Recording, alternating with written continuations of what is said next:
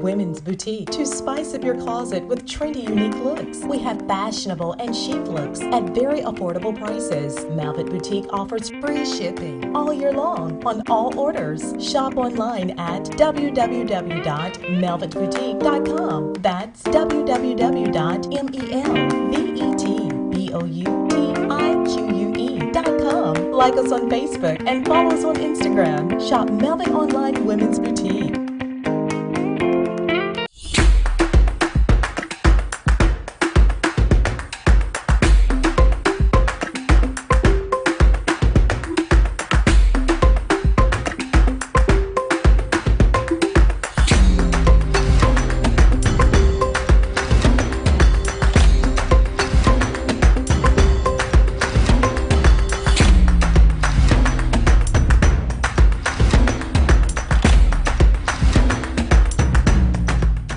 It's never too early to plant the seed, to share the tradition, and instill a sense of pride in your HBCU with your little ones.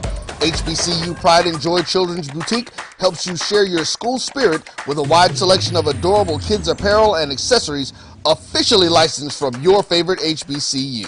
Visit hbcupridejoy.com and follow us on all social media at HBCU Pride Joy on Facebook and Twitter.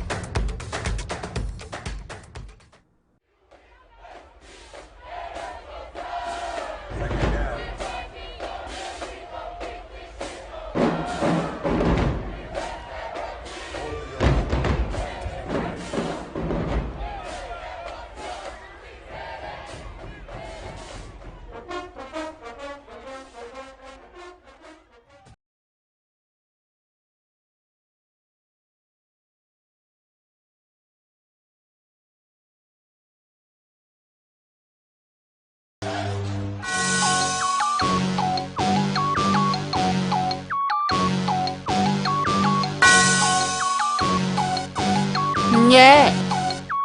I love my HBCU.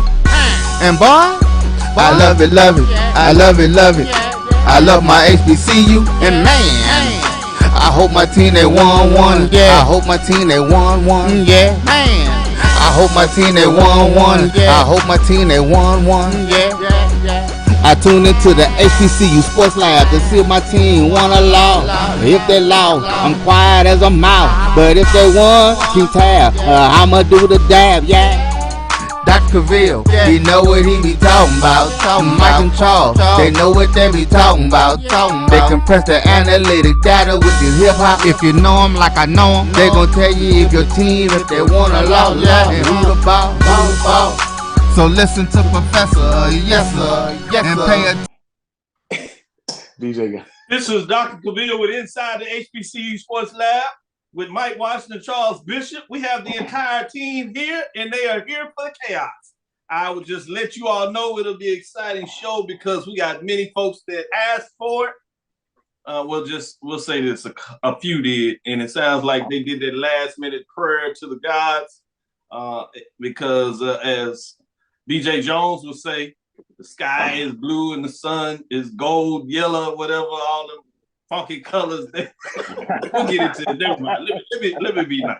Let me go back to my true self today. Welcome to episode 333 of Inside the HBCU Sports Lab radio show and podcast, the show that's covering the sporting HBCU dash for all things HBCU sports.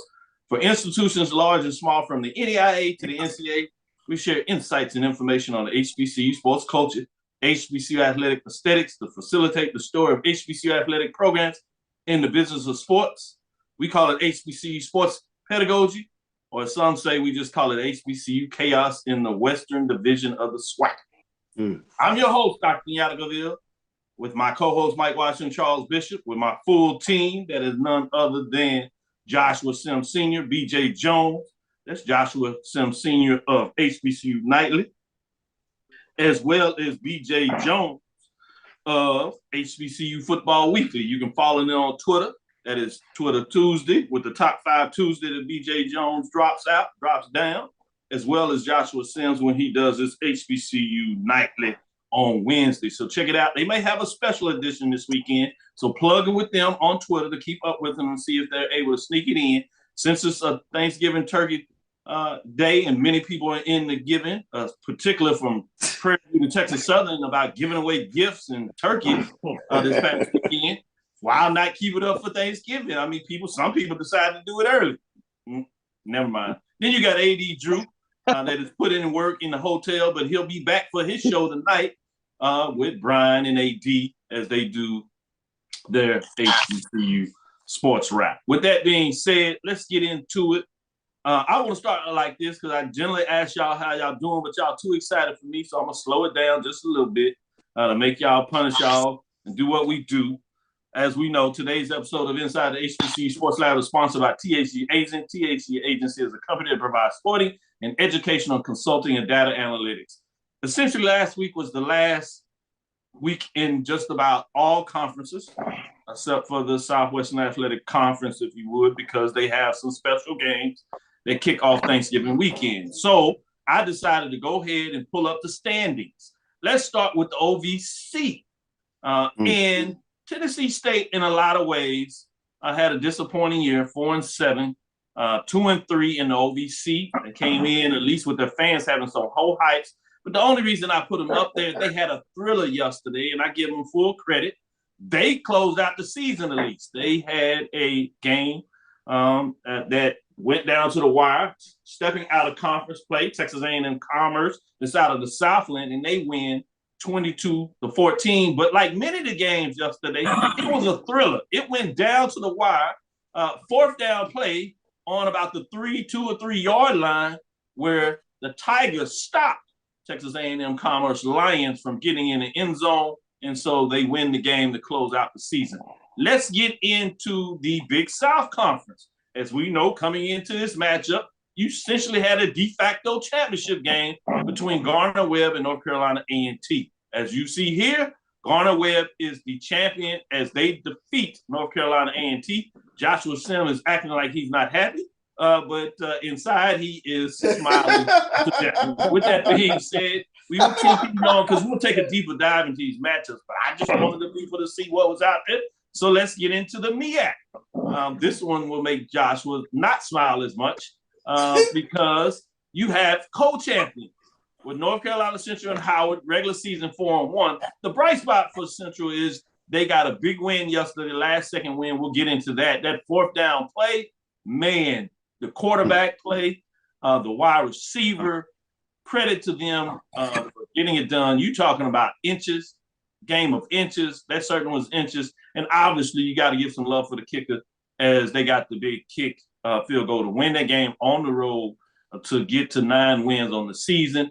So credit, they are already in the celebration, as you know, but there's co-champions in the MEAC. So I wanted to give some love to Howard, a piece of this. I will say this, because I know some folks are not happy about regular season co-champions. That is universal, just about over every sport in every conference. They do that. If you tie regular season or divisions for that factor, you will get a piece of it. So while we'll get into the SWAC, we can talk about the SWAC Western Division, but I want to start with the SWAC East.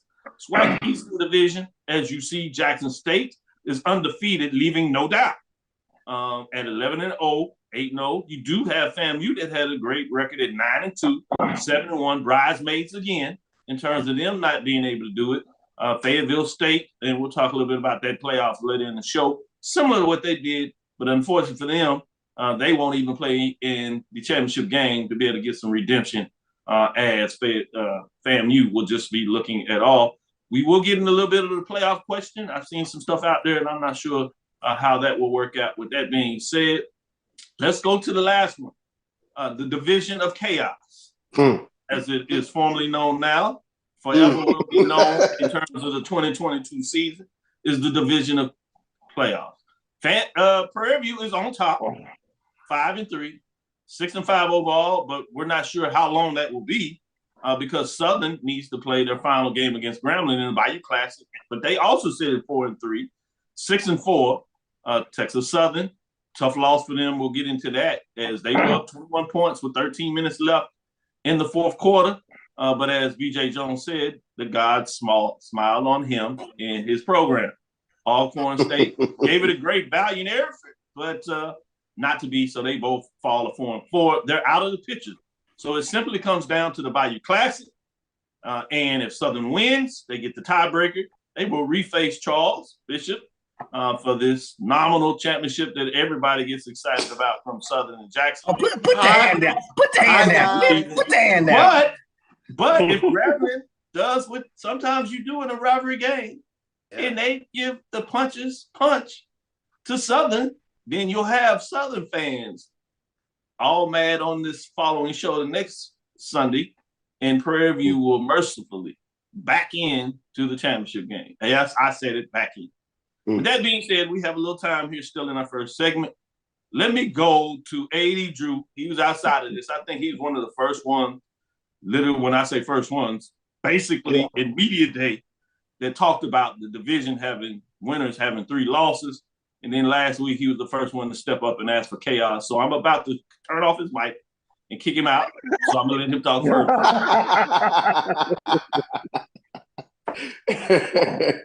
How you doing today, Drew? What stood out to you? I'm doing fine, my brother. I'm doing fine. We said last week that the center of the football universe was going to be in the state of Mississippi on yesterday. And it was, for the most part, with Fayetteville traveling to Delta State. You had Soul Bowl, and but little did anyone expect State East that Texas Southern would basically collapse in the fourth quarter to open the door up for Southern and the head-to-head tiebreak between Southern and Prairie View A&M. Why people were in the Delta, concerned about the Prairie View Valley game, which let's be real, Prairie View had the easiest road to get to the SWAC championship game. Doc, somebody didn't tell him. Mike, somebody didn't tell Prairie View they had the easiest road. Yeah, y'all blew it. You blew it. We know Valley's not an easy place to win, but damn it, you were supposed to win that game. Yeah, so with that, but I said it back in media day. There was so much parity on the West where these teams were all flawed. One team's strengths with another team's weakness. This does not support me for this to be a 5-3 team to be Yeah, having a little internet. So let me go to you, Mike, in terms of your thoughts on this matchup, and then we'll get Drew back in here.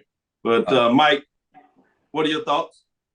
Nothing. I'm putting the coffee down. I'm finna go back to drinking. I ended up. I'm finna just go back. Forget the coffee. I'm gonna do this for everybody else, Mike. You know I love you, my big brother. So don't bring out the board because I've seen that far too many times when you and you start picking up the other bottle. Valley, man. That Valley. Man, I got a couple of texts and DMs. One was like, "Hey, Mike, how about that Valley?" Yeah, I'm talking about Valley. Man, I just cut the phone off. Then I get messages. Hey, how about Edith Bennett? All right, whatever. Prairie View had one job. You had one job. One job. I'll leave it at that. To AD's point, we started at the SWAC Media Day. We debated and talked about the West and all the parity. I think you see, I didn't think it'd be like this, but we talked about who was coming out of the West. Yes, there were a few people who, to their credit, and one of them may be on the show, said, I'll tip my hat. I'm wrong when I'm wrong. But yes, there was one person who kind of called it out. Hats off to you, AD. But no, I don't think no one predicted this kind of parity. Probably saying, "Let your name is AD Drew." But man, you had one, and I saw the TSU game. I was watching it, and I was like, "Are you kidding me? Fourth quarter, 3 touchdowns down, and you give it up like this?" It was a bad day for the state of Texas. Let me set this up for you, Mike. The Texas flag is at half mast right now. Let me set this up for you. I'm at a watch party, watching the game, and it's just slowly trickling away. Everybody's in there, and you're getting pissed because you got them socialites that go to a watch party. They just drinking and everything. So you got 4 of us that are hardcore watching the game, and they just drinking, and they like, it's the second half. Yes, you watching this mess. He said, what happened? So then I just zen out of there. You know, anybody knows me. After I watch a game and it doesn't go the way that I think it would, especially if it involves Prairie View, Texas Southern, I just dash. I can't just stay around. I'll go home, then I'll get my final drinks of the night, but I got to go. So I dash around there. So I'm turning on, I'm looking at the score, and all of a sudden I'm seeing this Texas Southern and A&M, and it's 20-17. I'm like, what the hell? Yes. And so then I get into the house and I seen that. So at first when I get on the phone and people calling me, what does this mean? I said, well, you know, 3-way tie, and I'm breaking it all down.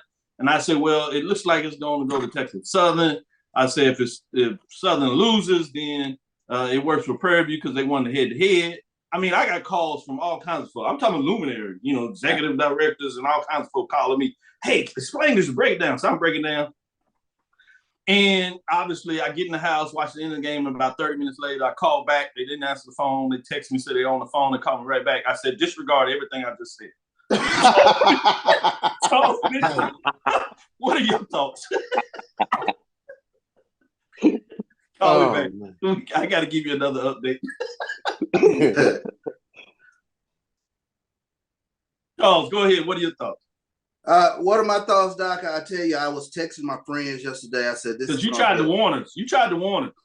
Yeah, I told my friends yesterday. I said, "This is going to be a great day.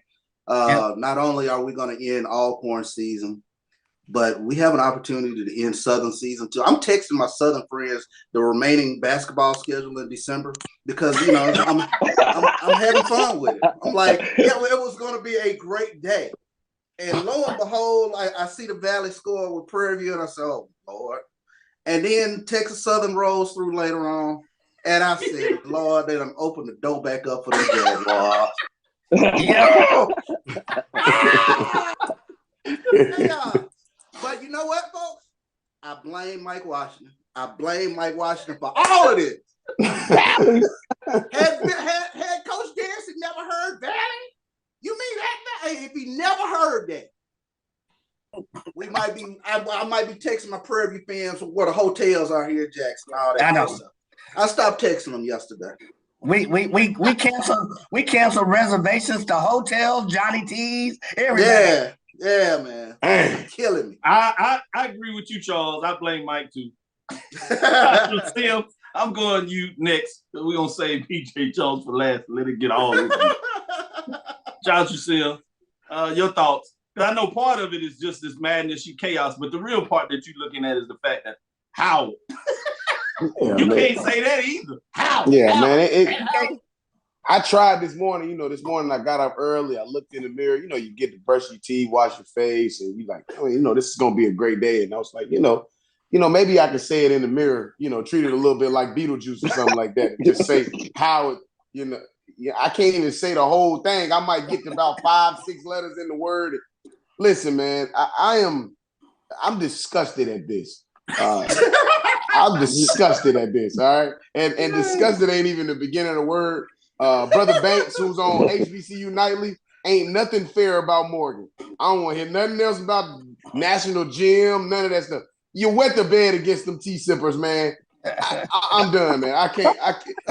This morning I almost put Grey Poupon on my biscuit this morning just because our co-champions, man. Hey, John. It's not Howard, it's Howard. It's Howard.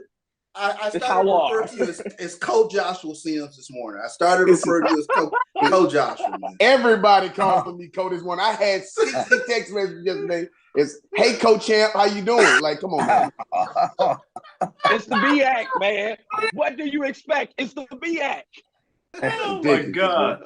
Last one up, DJ Jones closes up with that grand slam because I know you're going to figure it out. I'm not even sure if I can make sure that you make it through all this. If you might cut off, it wasn't my fault. I just want to say that. Go ahead, DJ Jones. Hold on, Doctor.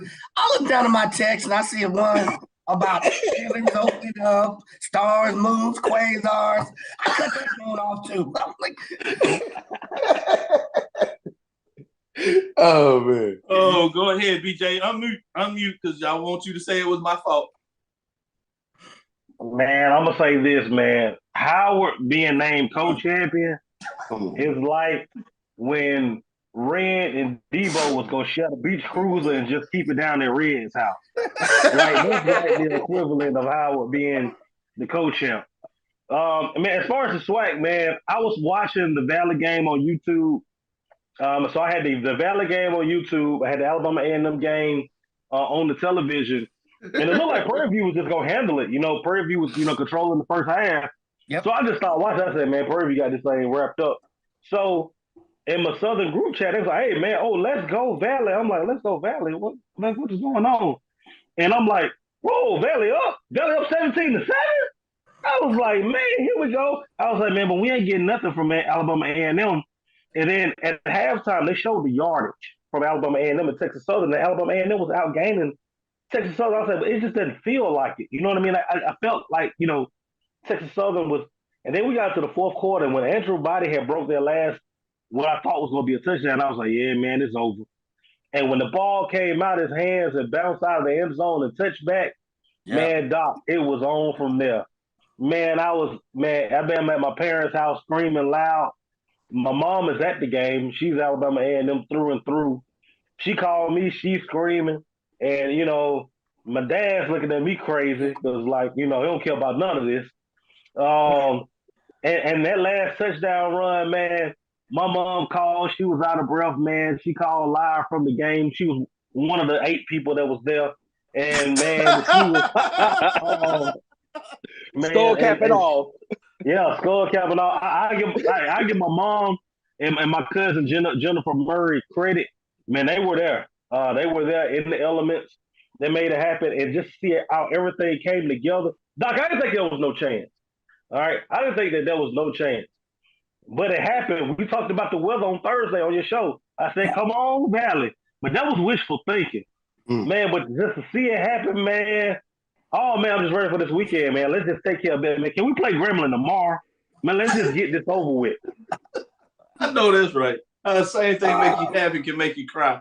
And you're right. With the 8 fans, I think they fanned through and showed your mom because they wanted to focus on some fans and they took a shot. And they were the only one there.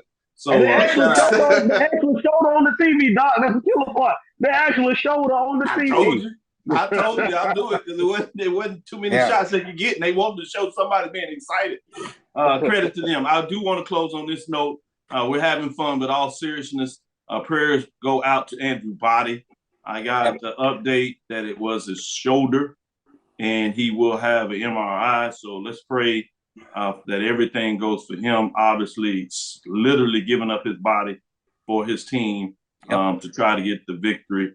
And that's why we celebrate these young people in terms of the efforts they put on that. And that includes Prairie View, Texas Southern. Obviously, it didn't go that way, but it's not because that the athletes did not put everything into it, nor was it the coaches that spend endless hours trying to do it. So we kid because we care, but not to make fun or light of those individuals that put a lot of effort, time, and energy in it. With that, prayers up to Andrew Body. We'll keep you updated to make sure that everything goes right. And we ask for a special prayer for him. This is Dr. Cavil inside the HBCU Sports Lab with Mike Watson, Charles Bishop. We'll be right back after this extended first break. This is Brian Fulford. A.B. Drew and I are co-hosts of the BCSN Sports Wrap. We talk about all things related to HBCU athletics. From the games, teams, coaches, and fan interest stories, we cover it all. You can find our shows on Facebook at BCSN Sports Wrap, YouTube at MyJBN Online, and everywhere you listen to podcasts like Anchor, Spotify, Google, and Apple Podcasts. You can also find the show on the Jericho Broadcast Network's app. Make sure to download. We look forward to you joining the conversation and being a part of the show. We are making the virtual HBCU experience available wherever you live through Stillman Online. We offer online degrees in business, criminal justice, psychology, and religion. Stillman also offers technology badges in cybersecurity and data analytics. You can participate in all student activities, fraternities and sororities, internships, graduation ceremonies, and much more. Apply for admission today at stillman.edu. Stillman College, where we prepare you for a different world. From novice to aficionado, find yourself here. High quality cigars plus personal customer service. Slow Burn is Waco's only mobile cigar lounge, featuring a meticulous, curated collection of premium cigars. Visit our website, www.slowburnwaco.com. That's www.slowburnwaco.com. Press the analytic data with your hip hop. If you know them like I know them, they gon' tell you if your team, if they wanna loud and who the ball. So listen to Professor, yes sir, and pay attention, cause he gon' teach a lesson. This is Dr. Bill with Inside the HBCU Sports Lab with Mike Washington, Charles Bishop. Let's get into some of these matchups. You know, usually our second segment is about the mid-majors. We're going to mix in some of the majors because we only had essentially 2 mid-major games yesterday. They were the playoffs, and they did not go as we would like them to go. We talked about the challenges going to Delta State. In a lot of ways, I think the Virginia Union was something that we thought probably would go a little better than that. Let's start out with that Fayetteville State, Delaware State matchup, if you would. Fayetteville State, number 3 in the HBCU polls, falls to 9-3, 7-0 as they finish the conference, losing to NCAA number 2 seed Delta State Statesman, as that game was in Cleveland, Mississippi. The Statesmen improved to 11-1, 6-1 overall. They shut out Fayetteville State. That's one thing, but they put up 51 points, 51-0. So it literally was not a contest. With that being said, let me go to Joshua Sims to talk a little bit about, let me go to Charles, if you would. Drew, you going to be able to talk about the Fayetteville State? I thought I had Fairview. I did. That's what I'm saying. Charles, go ahead and talk a little bit about Fayetteville State. Yeah, I mean, well, to be honest, Doc, there isn't a whole lot to get into on this one. I mean, 51-0 is 51-0, but kudos to Fayetteville State. It was a good season. They just ran into a buzzsaw in Cleveland, Mississippi. And Cleveland, Mississippi, you're talking about playing in that environment, 8,000 screaming fans. And Delta State got off to a hot start, 21 points there in the first quarter. And they just, easily put their foot on the gas the rest of the way. So another 17 they put on in the second quarter, and then closed it out 6-7, 51 points. But, Patrick Shigog, he is the truth. I mean, he gets that offense up and running, and this was another day in which just Delta State's offense, there was nothing you could do with them in terms of going forward. This is going to be a team that I think is going to be right there in contention for the national championship. Great point. And I think the fact that they beat him down so much messed me up that I don't even know who I wanted to talk about. With that being said, Joshua Sims, let's get into the other matchup. A little better in terms of, but maybe not. Wingate Bulldogs 10-2 go on the road as they improve to 10-2, 6-2 in the conference defeat. NCAA number 4 seed Virginia Union Panthers 9-2, 7-1, 32-7 in Richmond, Virginia, Hobie Field.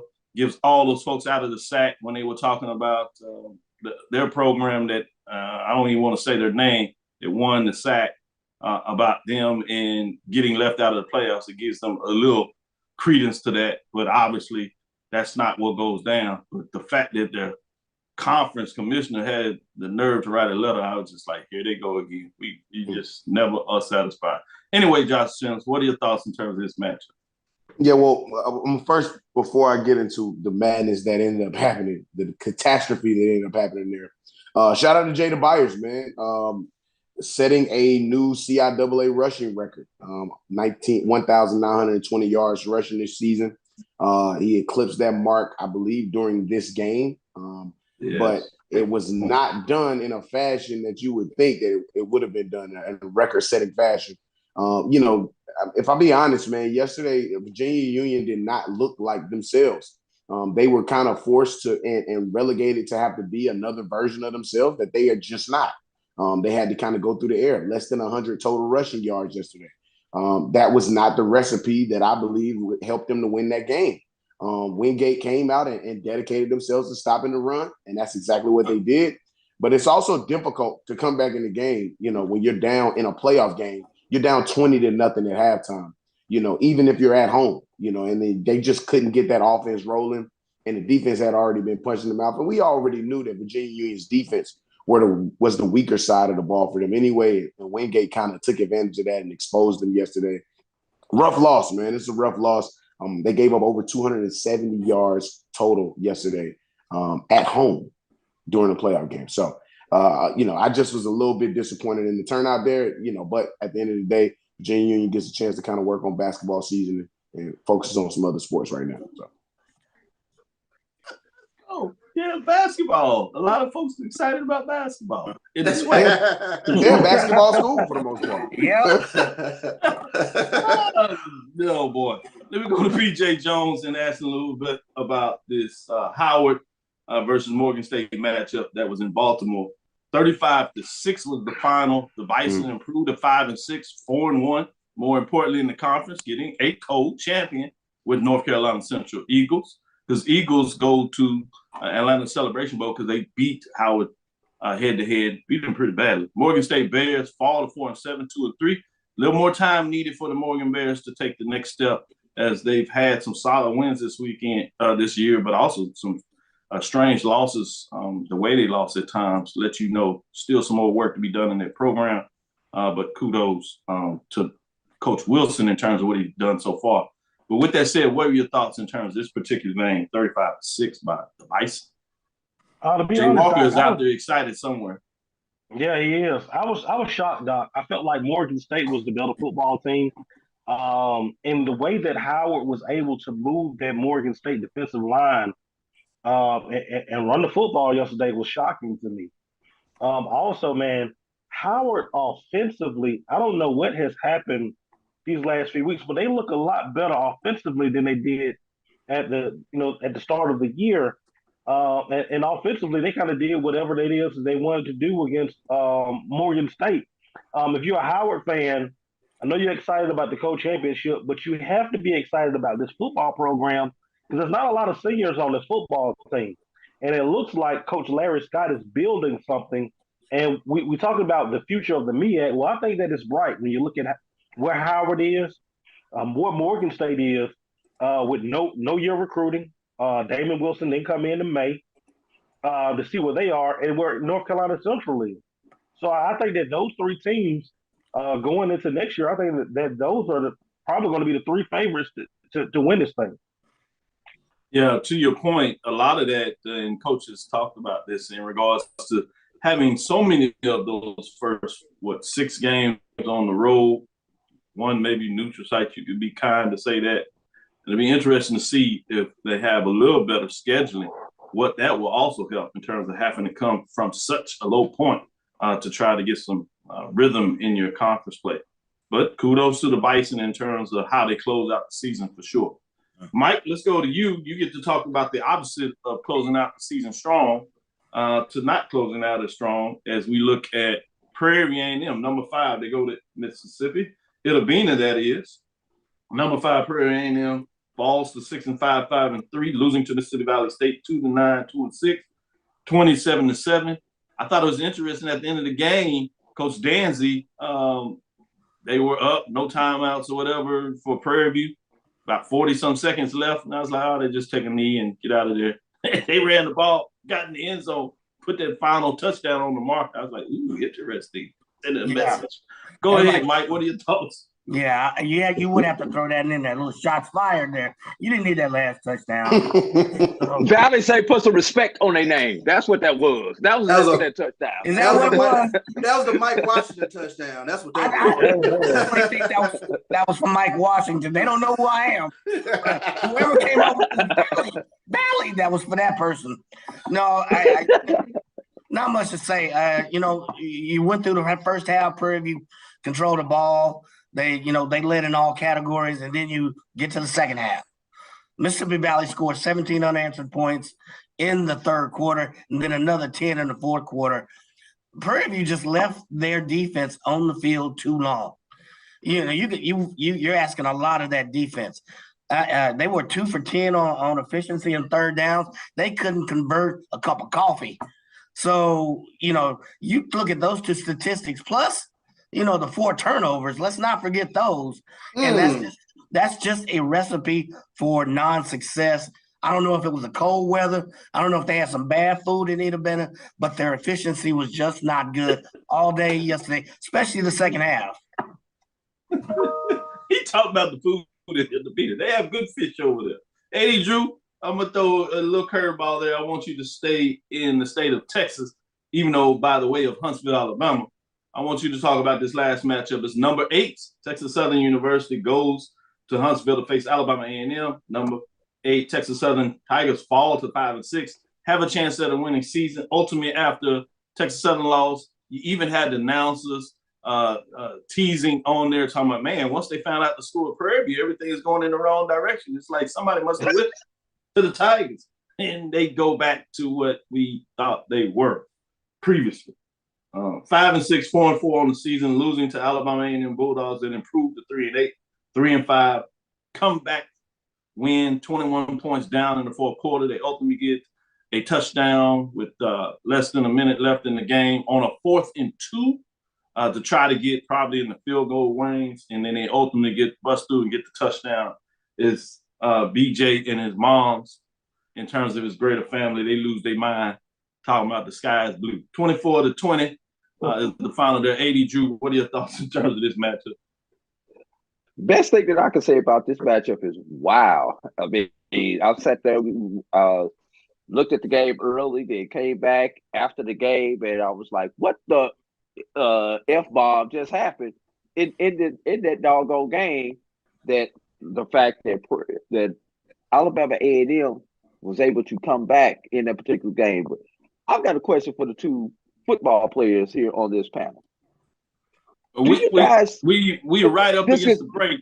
Answer the question, we'll have them answer it on the way back. Go ahead. All right, I'm going to ask the question. When you're on the field playing, guys, do you really have the opportunity to scoreboard watch in this situation, or are you really aware of what's going on in another stadium? Because like Doc said, when that score was announced, it seemed like the total momentum of the game changed from the Alabama A&M players, and they was like, all right, we got a chance to really upset some things and really cause some chaos here. Just curious, I mean, how are you guys when you guys are out there on the football field where you should be concentrating on the opponent in front of you? Bring that back on the other side of the break. Or as a coach, because both of them are coaches too, so I want to hold both sides. Excellent question, A.D. Drew. Stickers will be right back after the second break. We'll come back on the other side, get into our major division matches, but we'll open it up with our two football gurus giving some insight in terms of, does that really happen? Stickers will be right back after the second break. T. Madden & Associates is a sophisticated and experienced law firm located in your neighborhood. We're turning injury to cash. T. Madden & Associates obtained almost $2 million for my injury. They turned my injury to cash. Now, we can't guarantee how much your injury is worth, but we've recovered millions for our clients. Call T. Madden & Associates at 833-PAID-123. That's 833-PAID-123. Q Time is our classic Atlanta soul food restaurant located in the historic West End. Q Time Soul Food is a family business started by Fred and Christine Crenshaw. Come on in, relax, and sink your chops into our tantalizing, mouth-watering, distinctive soul food with a twist, the Q Time way. 1120 Ralph David Abernathy Boulevard, or call your order in at 404-758-2881. Do you miss your mama's cooking? Then come on down to Q Time, an Urban Passport member. The Cavil Group is a Florida-based marketing and training consulting firm. We help businesses communicate to their target audience and engage them in conversation. We also help to expand their audiences, which will ultimately result in growth for those organizations. In addition to being a certified constant contact specialist, my colleagues and I are also certified in John Maxwell Leadership Principles. We use these proven principles to conduct workshops, training, and private coaching sessions for individuals and companies looking to take things to the next level. Contact us to schedule a free consultation. Issues today, don't delay, call Cavil. Since 2002, Empowerment Resources, Inc., a nonprofit organization, has empowered more than 1,500 youth and adults in Duval and surrounding counties through its programs Journey into Womanhood, Girls Mentoring, Life Skills for Teens, and Parenting Education Coaching. To get involved with programs, volunteer, or donate, visit www.empowermentresourcesinc.org. Follow us on social media, facebook.com/empowerment.resources and instagram.com/empowermentJAX. Press the analytic data with your hip hop. If you know them like I know them, they gon' tell you if your team, if they wanna lose, and who the ball. So listen to Professor, yes sir, and pay attention, cause he gon' teach a lesson. This is Dr. Bill with Inside the HBCU Sports Lab with Mike Watson and Charles Bishop, as we have our guests, football gurus, guest professors, Division II framework. Let's get into with BJ Jones, AD Drew, Joshua Sims. Had a great question about AD Drew in terms of how do you think in terms of games where you come in where you want and need to win, but there are other games that could come into play in terms of your outcome. In a game like that, starting with you, BJ Jones, either from a player's perspective and even a coach's, if you can break that down, separate the two, what are your thoughts in the past of what you experienced in terms of AD Drew's question? Well, as a player, the one time I was in a situation like that, I was totally oblivious until after the game. Of what happened. But as a player now, that's becoming far and far less common. I can go back to 2018. Jackson State, I was visiting Alabama State. Some things had happened, and they showed one of the scores up on the ticker at Alabama State, which means if Jackson State won that game against Bama State, then the Soul Bowl was going to be for the East. And I saw that happened during the game, and I had it happen one time as a coach. When we were coaching we thought to finish first place in the region, one of the guys come to the sideline was like, "Hey, Madison County just lost," which means our game now we win the region, which changes the outlook on the playoffs. We didn't tell the kids, no. We didn't tell the kids. We kind of kept it to ourselves. We told them after the fact that we had won the region. But I'm one of those ones like we got to go and just keep, kind of keep our business on our business. Love it. Let me go to you, Joshua Sims. What is your perspective? Yeah, it's two different perspectives. From a playing perspective and then from a coaching perspective. From a playing perspective, it'll depend on the situation. In this situation in particular, you're talking about two rivals in Prairie View and Texas Southern. So the only thing that I could liken to that is us and maybe the school down the highway being in a situation, where, maybe we had an opportunity to win the MEAC if the school down the highway lost. But in most situations like that, for me as a player, we always played the school down the highway the last game of the season. So, we were always kind of in control of that situation. If we beat them, we get what Howard is getting now, a co-share or whatever, or you get a chance to win the conference outright. But as a coach, it's completely different. As a player, I can just focus. I can be just kind of central-minded, and just focus on the game, control what I can control. As a coach, it's different. I had a situation like that happen my last year as an offensive coordinator where we had gone undefeated in conference, and we were playing we had another team in conference that was undefeated. And, it was so many teams in the conference that year we didn't get the chance to play each other. So when you start talking about seeding for high school playoffs and things of that sort, being able to get the opportunity to have home field advantage, I was constantly asking for updates. What's going on over there? It was going to be the difference between us getting a home game in the first round of the playoffs or them getting a home game in the first round of the playoffs. And as a coordinator, I was kind of like, I'm going to call the game as I need to. But the moment I hear that they lost, I was looking for, they were losing or they were down big, I'm looking to turn up the notch. I ain't even gonna lie. We're gonna go in our bag to kind of open up this lead. So as a coach, it's a little different than it was as a player. As a player, I just control what I can control. As a coach, I'm like, all right, look, I got an opportunity to kind of pile it on here to make some style points. That's what I'm gonna do. I'm gonna put some flares in the air, put some fireworks into this game, and see what I can do to make it a little different situation. So thank you for that insight and expert opinion in terms of living the situation and not just general thoughts. Let me go to Charles Bishop, give his thoughts living in the situation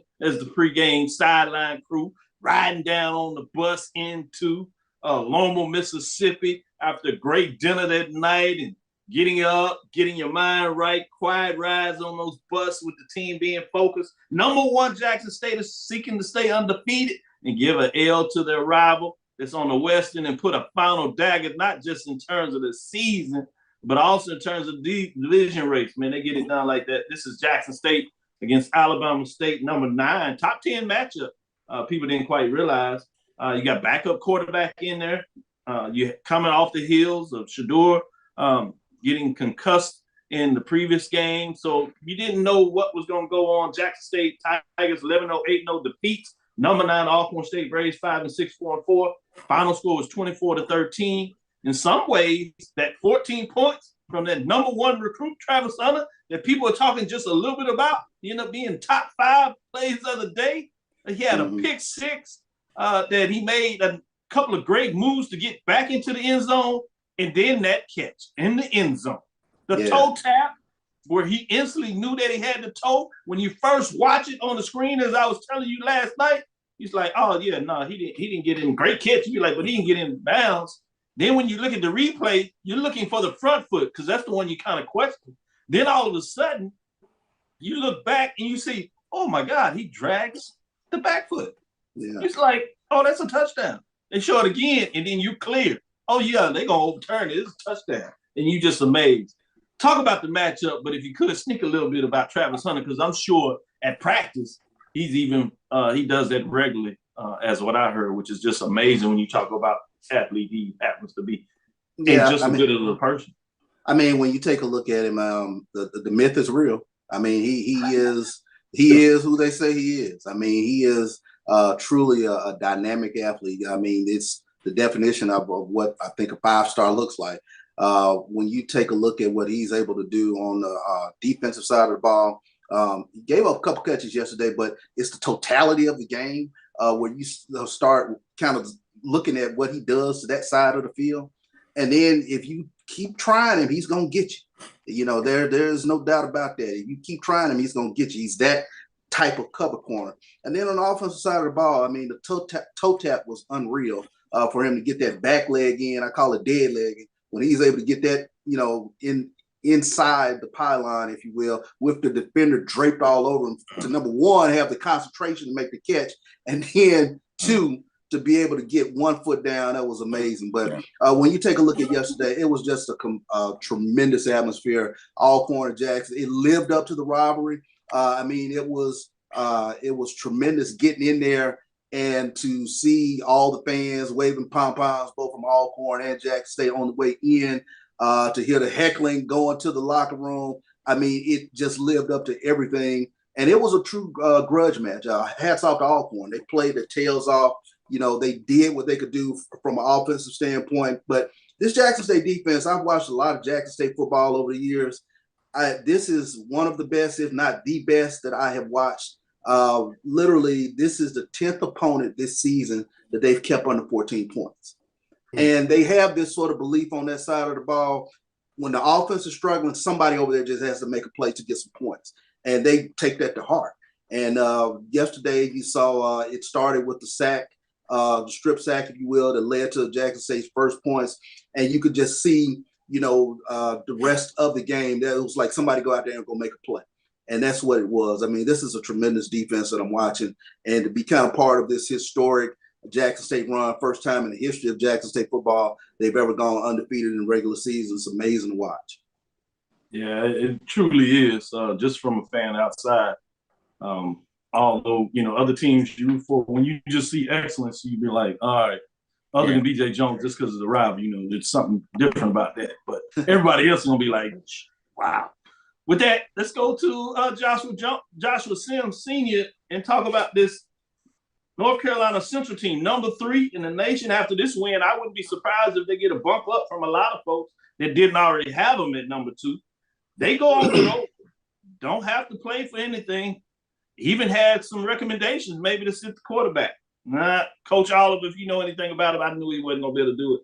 He goes out there and, man, that fourth down play will go down in history for Central as well as it should be, and is a quintessential play for this North Carolina Central team as well as the quarterback in terms of what he got done.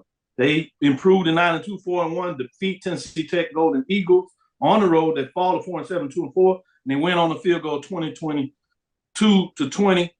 Joshua Sims, what were your thoughts in terms of this when you look at the quarterback, Rashard, in terms of what he got done? Wow. Yeah, and the team. You can't. I mean, it takes nothing away from the legend that is starting to build around Davius Richard. What the play that Doc is talking about is, for the most part in this game, we controlled the game.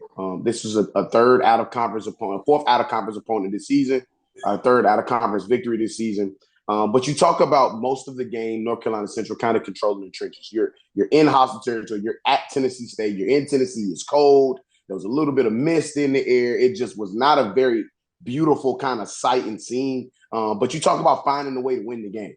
You talk about being a very kind of, in Tennessee Tech, though the record doesn't show it, they were coming in on a 3-game winning streak. Two of their losses that they lost in that game was during the season was in a similar fashion, coming down to the last play, last drive of the game, last minute of the game. 2 of those games they didn't end up winning. 3 of those games they did end up winning, and they were coming into this game on a 3-game winning streak. But you talk about our ability. You talk about North Carolina Central's ability to adjust and make mid-game adjustments and sometimes situational adjustments. And the play that Dr. Cavil is talking about is with a little bit over a minute left in the game, 4th down and 8 in our own territory. Davius Richard shields off, takes off, and kind of bounces off of a sack, would-be sack, steps up in the pocket, delivers the check down ball to Mookie Colliers, and Mookie Colliers goes forward to the 38-yard line to get us the first down. We then take that. It goes under review. We end up taking that all the way down to the 30-yard line, kicking a field goal to win the game. And shout out to Adrian Olivo, man. He got a lot of flack when we lost that South Carolina State game because he had missed 2 field goals in that game. We ended up losing by 2 to South Carolina State. But talk about the string that this kid has gone on since that game. His composure, his ability to make kicks. He has not missed a field goal since the South Carolina State game. This kid has been lights out. He's played phenomenally. So I just wanted to take a quick moment to shout out Adrian Olivo. But Davius Richard, man, goes without saying. He now gets a chance to get some rest and get that body back 100%. And now we get a chance to go down. We know we're going to be in Atlanta. Just only a matter of time we find out who else is going to be there. I love it.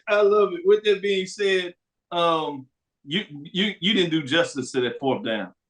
Yeah. When I saw the play, I'm watching, I was like, oh shit, he's short. Oh, excuse my language. We all. I say but that's exactly my emotion. I was like, he's short. And then I think I got some of that confirmation bias by the announcers, obviously, that were pro Golden Eagles. So it's like, yeah, he's short. He way short. Then they showed the replay, and I was like, maybe not. It's close. It's close.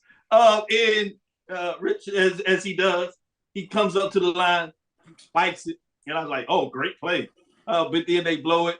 Coach, the Golden Eagles, Tennessee Tech, as he's supposed to, is going berserk. He's like, no, he's short. You got to look at it, something like that. So they go look at it. And I look at it first time, I was like, oh, dang, he's short. They're going to overturn it. They look at it again. I was like, oh, he good. He right this close. They come back and they confirm it demonstrably, which I was like, wow, I didn't know about that. So he got it done. And kudos to that play because obviously it led to the winning drive. You're talking about great emotion in that. Let me go to you, Drew, as FAMU, number 3 in the rankings. Number 2 actually in the rankings. Go against their rival, Bethune-Cookman. We know this one of those rivalry games. Number 2, FAMU, 9-2, 7-1 as they improve to it. Get a chance to make their last statement before the playoffs, as we'll see what those updates, and I'm sure you'll give them tonight on the show. 2-9, 2-7, 41-20 against Bethune-Cookman. What are your thoughts in this matchup? Will they get a shot in the playoffs? I've seen a couple of out there. One of them had them as the first 5 out. So I was like, it'll be interesting to see what it looks like. What are your thoughts? Well, when you look at this game on paper, you wonder how the hell did FAMU win this game by 3 touchdowns on paper? Because most statistics, either they're even or they favor Bethune-Cookman.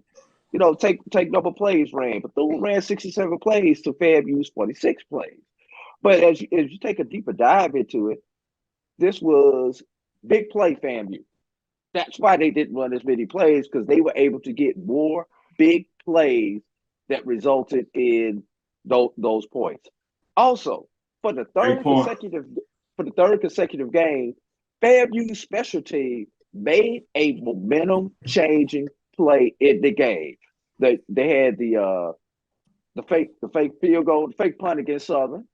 They had the defensive touchdown at the end of the Alabama State game, and then they had the fake punt in the third quarter of this game. All three of those plays on special teams totally changed the momentum of those games.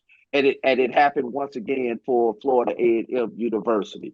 Hopefully, they've done enough to impress the committee. It's going to be tough. The positive is all the teams that FAMU needed to lose pretty much lost on yesterday. Now, the thing that's going to hurt FAMU is the strength of schedule. So, beauty's in the eye of the beholder. I behold them high. I love it. Great point. The last one, I'll come back on the other side and we'll ask some follow-up questions as we get ready to take our last break. I did want Big Mike, if you would, jump in here and tell us a little bit about the tough loss for number 4 North Carolina A&T Aggies, 7-4, 4-1. They lose what was a de facto championship Gardner-Webb Bulldogs that improved to 6-5 on the season, 5-0. The final score was 38-17. A&T jumps out there, much like you saw with Prairie View. Yeah. The first score, and I'm not sure. It was slow, kind of wind right into the half. It falls apart. Second half, it really was over. Tough loss for the Aggies going in that game with a lot of emotion. You even got the back and forth about the band not coming, and they're still going to kind of fight over that a little bit. But you could tell the type of emotions of wanting to get that game, and those that were all in versus those that are just kind of casual fans. What are your thoughts in terms of this matchup before they go into the Colonial, which is a whole different beast? But yeah, I kept dipping in and out of this game, and the Aggies jumped out, as you mentioned to Doc. It was like 7-3, and you thought, hold up a second. The first quarter, it looked like you could favor one for the Aggies. You got the number 1 and 2 teams at least in the Big South. And here's the tale of the tape. North Carolina allows 108 yards per game rushing. Gardner-Webb allows 125 on average. They were 1 and 2 in the Big South. Yesterday, they held the Aggies to only 87 yards. Likewise, the Aggie defense could not stop Gardner-Webb. I think they ended up with 240, 250 yards rushing. Keep in mind also that Gardner-Webb held the ball for 2/3 of a quarter more than Aggie using that rushing attack. Also on the defensive side, they got aggressive. I think they had 3 or 4 sacks for 30 yards. So they got aggressive. And I think it was Tuden's 60-yard run in the second quarter. It really gave the Aggies, you could see the lift, the momentum. But every time after that, I turned in back and forth. I was going back to that game. It's another. You're like, dang, Gardner-Webb still has the ball? Dang, Gardner-Webb still has the ball?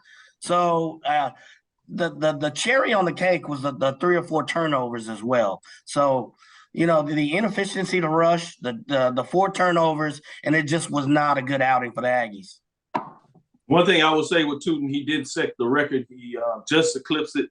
It was coming down close, and people were kind of concerned where they could get it. So he did that. Charles, you wanted a quick statement in there? Yeah, I failed to mention Shedeur Sanders. He set the single-season Jackson State record for passing touchdowns yesterday. And Simeon Wilkes, he also went over 1,000 yards yesterday as well. So 2 milestones for Shedeur as well as Simeon Wilkerson yesterday. Also, Zach Leslie as well. He had 104 yards receiving on 6 catches. It was his 10th straight career 100-yard receiving game, breaking Elijah Bell's record. Oh, wow. Big one. I didn't catch that one. Good one. Shedeur's, was that the Travis Hunter kick? Yes, it was. It was wow, Travis what Hunter a way catch, to do yeah. it. Jones, sneak in here real quick. Final thoughts in terms of the A&T matchup. Oh, man. A&T went to bed. A&T had an opportunity to not only win the Big South to kind of shut some people up, but also get into the playoffs. And now you lose the Big South, which everyone will tell you that this was not a great Big South by any stretch of the imagination. Now you have to go to the CAA, which is one of the top 3 leagues. We start talking about FCS. A lot of people are really questioning this decision to leave the MEAC and go to a failing conference to now to go to the CAA. A lot of people in blue and gold, they're questioning this decision. It's going to be interesting to see how things play out in Greensboro over the next few years. Good stuff. We'll take this last break. We'll come back and talk about some of the key matchups. Not a lot of them, but we'll talk about those key matchups for next week, which includes the Division II playoff with Benedict. So stick around for those that can. We'll be right back at this break. And then I have one final question that involves FAMU and A&T that I want a couple of people to listen to. So please stick with us after this last break. We'll be right back for a little extended time as we go over overtime, and we'll give you a Sunday mix of what took place on Saturday. Chaos is the word of the day. Chaos. So we'll be right back after this last break. Are you hungry for authentic Caribbean food like jerk chicken, oxtail, red snapper, shrimp, tofu, and rasta pasta? Well, find your way over to Mango's Caribbean Restaurant, 180 Auburn Avenue, right next to Royal Peacock in downtown Atlanta. Them belly full, but we hungry. Mango's Caribbean Restaurant, open daily from 11 a.m. to 10 p.m. And on Friday and Saturday, we're open till 4 a.m. Come to Mango's and put some spice in your life. So we've got a good thing going. Mango's Caribbean Restaurant, 180 Auburn Avenue, right next to Royal Peacock in downtown Atlanta. For more info or directions, call 404-698-3992 or log on to mangoscaribbeanrestaurant.com. For instant coupons, text MANGOS to 313131. Tell your mama hungry, papa hungry, brother hungry. Mango's Caribbean Restaurant, authentic Caribbean cuisines. Open up the door, tell your mama hungry. From novice to aficionado, find yourself here. High quality cigars plus personal customer service. Slow Burn is Waco's only mobile cigar lounge, featuring a meticulous, curated collection of premium cigars. Visit our website, www.slowburnwaco.com. That's www.slowburnwaco.com. Press the analytic data with your hip hop. If you know them like I know them, they gon' tell you if your team, if they wanna law, and who the ball. So listen to Professor, yes sir, and pay attention, cause he gon' teach a lesson. This is Dr. Lil with Inside the HBCU Sports Lab as we go into overtime to give you our final segment. Let's talk about some of these big games coming up. Let me go to you, BJ Jones, in terms of the Bayou Classic. Can Southern get off the mat and get the double whammy, if you would, in terms of beating their rival, Brandon, and clinching a spot in the SWAC championship game, heading back to Jackson to see their other rival outside of the state? BJ Jones, what do you say? Yeah. Oh, man, been in this situation before. Know what it feels like to go through the week, knowing what you have to do in order to put yourself in the position to play for a conference title. And one thing I will say this, man, we've been in this situation a lot with the Bayou Classic. I think as of last year, of 20 Bayou Classics decided, the champion of the Western Division. So this is kind of normal. Want to jump out early, man. Jump out early, make a statement. This game already means a lot, man. It's the Super Bowl. If you never went to the Bayou Classic, man, it's the granddaddy. It's that big. And this game already means a lot. There's already, a little bad blood there. Usually there's not bad blood between us and Grambling, but there's a little bit this year. Man, I can't wait for it. That goes back to a little bit about the recruiting part of the early season, right? Oh, okay. Yeah. So, man, can't wait to get to New Orleans and take it in and see the Jaguars take care of business. No doubt. Charles, since these are rivals that you are used to seeing over the season, Jackson State, particularly Southern, let's not hide it from anybody. What are your thoughts about this matchup? And then, in a lot of ways, getting a chance to see Southern again back in Jackson. All my friends at the Jackson City and Convention Bureau, they are so excited, and they'll be rooting hard for Southern. next week. They will be rooting real hard for the Southern Jags to come back into Jackson. But I think it's going to be a very interesting game when you take a look at Grandma. They've had some up weeks, and then they had that down week against Texas Southern where you kind of wondered what happened. So I think it's going to be a really fair fight with Southern, and we'll see what happens. And I'm rooting for a good game. Good deal. Good deal. I'm going to go to you, Mike. We're going to talk about the Turkey Day Classic, although both of us have some great memories of sneaking out of the state of Texas and rolling over to New Orleans and seeing what they do in the Bayou Classic. Shout out to BJ Jones in regards to that. We had our funds, but that's going to remain off the radar because this is live. So, Mike, I don't want to give away any of those stories. That's the one we do with the cigar in the mouth when there ain't no light. With that being said, Alabama State, Arkansas, Pine Bluff. Pine Bluff obviously had a change in the coaching closing out the season. Is this going to be any different? Will Alabama State get a chance to make a statement against the Golden Lions on Thanksgiving Day? At 2 o'clock, that game will be on ESPN+. Obviously, the Bayou Classic is back on NBC. I want to make sure I add that too. But what are your thoughts on this one? Yeah, I think if you look at both points and how they ended the season, you at least had a few glimmers at the beginning of the season with Pine Bluff, and it just kind of went downhill the rest of the year, and then change coaches, changing staff, and then you have Alabama State finishing, fairly strong at the end of the year. I see Alabama State rolling. The game in itself will be a great environment, but I see Alabama State rolling.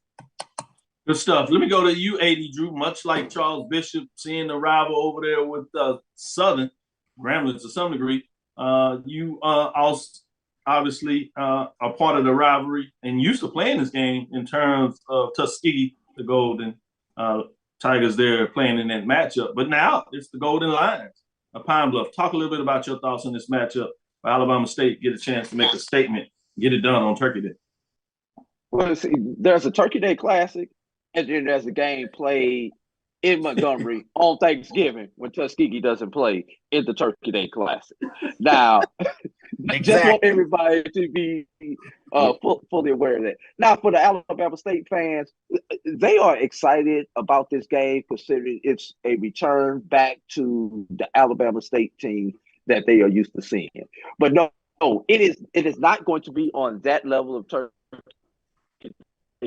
without Tuskegee being there, without the friendly rival between those two games. But I do expect a good contingent of Alabama State people to be there because they are excited about their new team up under E-Rob. Now, I don't expect anybody from Arkansas to be there at their game, but there'll be a lot of casual fans that will be coming to their game from the Tuskegee area. Obviously, Montgomery, Bama State fans coming down from Atlanta to that game. Yes, I expect Bama State to go ahead and roll in this particular game, roll big. If you're Pine Bluff, it's just not natural playing on that particular day there in Montgomery. You'd much rather be at home, especially when your season has been a total wash.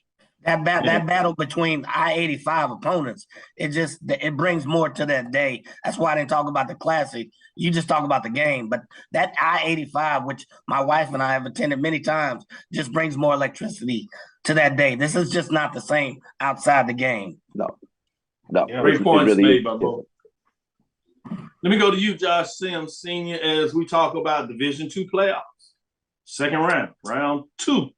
Benedict was off last week as they watched the carnage take place, and they get Wingate. Wingate, as we said earlier, defeated Virginia Union Panthers out of the CIAA 32-7. What are your thoughts in terms of this matchup with Benedict? Well, I will say this, man. We all had big, lofty dreams going into this week, man. We wanted to see that Virginia Union Benedict matchup, and unfortunately, we did not get that. It was going to feel like a great day, almost like an early Christmas present, man. It was going to be, just to see that game. But nonetheless, as it pertains to this game, we're going to see, man, if a week off creates some lag for that Benedict program, for that Benedict football team. Chennis Berry is right now, I've said this multiple times on this show. I've said it multiple times on HBCU Nightly that, the conversations, one, they've already started. And if they haven't already started, I'm pretty sure they're going to get started. That Chennis Berry should be vying to be the next head coach at South Carolina State.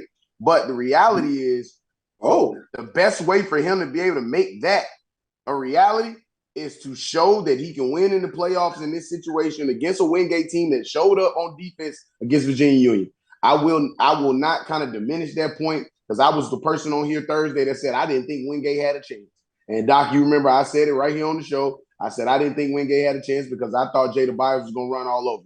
Not so fast, my friend. They found a way to stop Jada Byers. They forced Virginia Union to be a team that they usually were not. So will Benedict be consistent, coming out of a break? Can they be able to come back and be the Benedict that we've seen all season? It's going to be interesting. It's going to be at home in Columbia, South Carolina, in that beautiful facility that they have there. Will they be able to take advantage of some home cooking and see what happens in that game? Can I get a quick one? Drew, you got a quick thought? Yeah.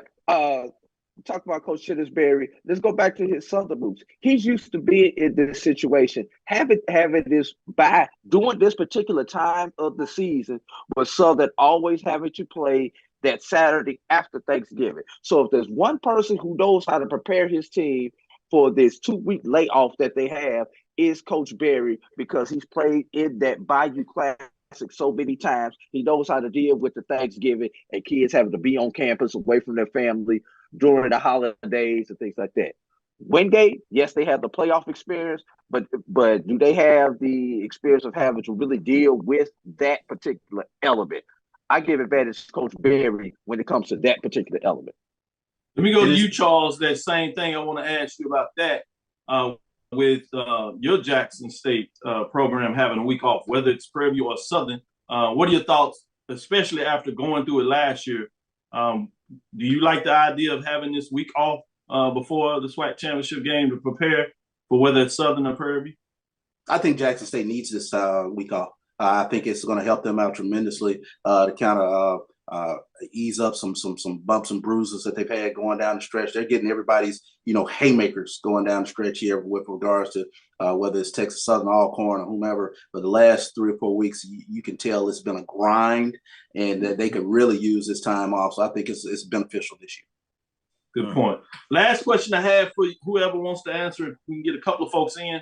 Obviously, would like to see FAMU get in the playoffs. Wanted to, in a lot of ways, see A&T get it done on the field and win so they can get in the playoffs. There's been some talk out there, including Coach Prime. Obviously, he talked about the bowls, and it was a mix between having multiple teams having bowls or playing for the big one. I don't want to get into that part of it. Obviously, the part that I'm looking at is, could I sell you on a second bowl game, FAMU featuring A&T? Would you have some interest in that? When would you play it in terms of that matchup? Who wants to jump on there and give some thoughts of that? For or against? Who did you say the opponent would be, Doc? FAMU and A&T. Ooh. Me no have no conversation about the school down the highway.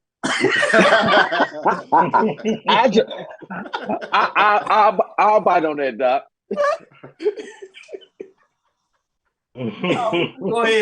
Go ahead, Drew. Joshua don't want to play fair. These kids don't like to play in the same sandbox. We don't even want to be on the same playground, man.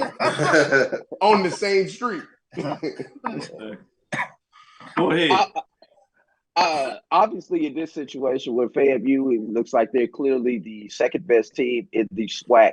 Once again, having lost that early season game to Jackson State. Yeah, I think it would be good, and it may lead, another conversation may need to be, do HBCUs create their own postseason bowl system or postseason set of games away from the FCS playoffs, because it is so tough for us to be able to get in, and it gets an opportunity. This year, you say FAMU and A&T, but in other years, some of those rivals that are not able to be played because of the new scheduling and conference requirements, maybe a chance to reduce some of those rivals in a neutral city. Obviously, the question would have to be, where would this game be played and when would it be played? You have that extra week, December 10th, between the SWAC championship game and the Celebration Bowl, a standalone game on December 10th in a city that is full of HBCU alums like a Dallas or a Houston may be a good idea. Do we have that fan engagement that could sustain that? Yep. Or do you need it? Yeah, if it's done for television purposes, I don't know if you necessarily need it. Fan engagement, I don't know. That's why I'm saying I'm putting it out there. That would be the question. Your biggest fans obviously would be FAMU, A&T. Would they come in for that matchup to a Dallas, to a Houston for that example? And then obviously you have the general fans in Dallas. I know fans in Dallas would be there because they don't get to see HBCU football much. Right. So I know they would be engaged just because they get engaged anytime there's HBCU events or sporting events. They jump off in terms of Dallas. They get engaged. Houston, probably where your question is coming at, they're a little more fickle in terms of that. So it'd be interesting in terms of Houston market, a little different. Yeah. You have to get away from that Atlanta market, and it needs to be in a dome. Those are the two things that I would say would have to happen. I agree with that. Mike? Yeah, let's attack it kind of from a business proposal. You look at, what kind of valuation does it bring? Let's think about it. If it's not FAMU in North Carolina, what year two? What if it's Bethune and somebody else? Where would it be? Would that location still have that same draw in year two, year three? Would it draw prospective business? Would you do it for TV or the culture? And that goes back to CV's, do we have the infrastructure and culture to support that longer term? That would be my question. If we did it for TV, I think we could just stay away from Atlanta, the Atlanta market as well. So I think Houston could be a viable spot. I think Dallas, to be honest, we've been to classics in Dallas. That market starves for an HBCU environment, a game. So they would have a good showing. We go to BJ One Jones, other market would Josh. be Miami. The South Florida market, because people may love the vacation down in that area. That would be another market to throw out there. Miami is always tough market. I love to go there. But in terms of HBCU football, I don't know if we've gotten out of that window with the demographics changing so much in South Florida. But great point. BJ Jones, any thought on that? And then I go to Joshua Sims. My whole thing would be, we're just not getting to the point now where we're getting the consistent numbers at that Celebration Bowl. And when you break out another one, you know how we are when it's close to the holidays to add another one. I've always said, man, I would love to see us have a +4 where we play the first games probably on someone's campus. That helps eliminate, where we're going to go and all this to give someone an extra revenue game. And then out of that +4, you get the Celebration Bowl, championship. That's the way that I would go. But as far as another bowl game, man, we're taking this year as an anomaly. We usually don't get this. We usually get this, and you don't want to make a permanent solution for a temporary situation. Great points. You, Joshua Sims, final thought?